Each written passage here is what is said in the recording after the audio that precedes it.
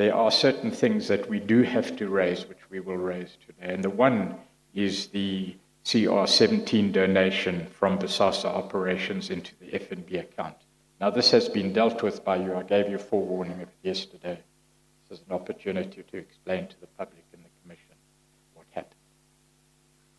Well, there are two aspects to this. The one aspect is the donation that was solicited by one of my colleagues into the funds of the CR17 campaign. Now, the campaign managers had taken a conscious decision that they would not involve me at all in the fundraising process. They had also taken a conscious decision to say they would not want me to even know who would give money to the campaign, because they wanted almost to create a wall that those people who gave money should never really think that there is anything they will get in return. And that if I knew, there could be that compromise. So they took a conscious decision, and they told me that this is what we have decided. You are the candidate, we are the campaign managers, and we're building a wall, and we are going to make sure you don't know where the money will come from. We will, however, as time went on, we will, however, want money from you. They solicited money directly from me, which I gladly gave, and it was put in an account, and I never knew. Up till today, I don't know how those funds have been managed. I did meet some of the people who gave money at dinners or whatever to explain precisely what we were seeking to achieve by my candidature, and that's where it ended. So when one of my colleagues then approached, I think, one of the Watson brothers, whom he knew from long ago, because he was a comrade before he passed away, comrade in ANC structures, UDF structures, and all that, to give money. He seems to have said, I want you to give money personally, from your own money, and not, it seems like he made that distinction, from your own purse and not from the company itself. So that is what I believe he seems to have done. So of course, as the story, was made public, it seemed like it came from Bosasa. I don't quite remember the finer detail. I think it came from him or one of his companies or accounts. And I think the public protector and the legal processes looked into all that. So that is the one aspect that had to do with monies, that had to do with anything Bosasa related, even though I think the money never really came from there. So I was far away from the finances that financed the CR17 campaign for the reasons that I've articulated, that the managers did not want me to know, so that I should never be beholden to any of the people who gave money to the campaign. And as it turned out, we had,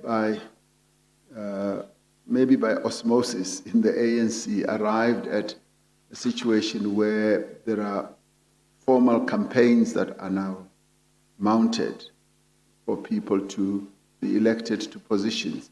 It never used to be like that in the past.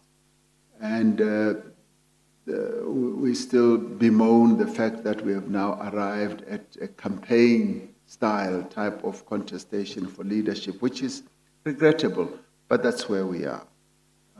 And I'll remark on this in a little while. The other part was how the campaign managers then went ahead to raise money for the campaign. It's been said that R1 billion was raised. It was never R1 billion. I'm told that the money that was raised was some 300 million or so, but never R1 billion. But I don't know the full facts because they've literally decided to keep it away from me. And the money, what was it used for? There's a legend that goes around that the money was used to buy votes, and far from it.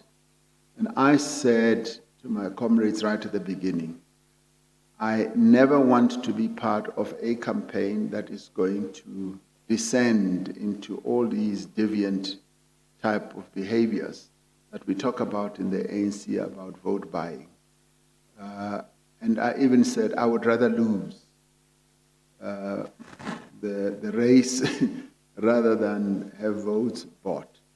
So what was the money used for? It was used to transport people, to hire venues, and actually I got really surprised that it has become so expensive to have all these things like meetings, busing people, feeding people, the paraphernalia, T-shirts, caps, and so forth that have to be given out for the campaign. And I think people who have run campaigns will know that, yes, there is a cost to all that.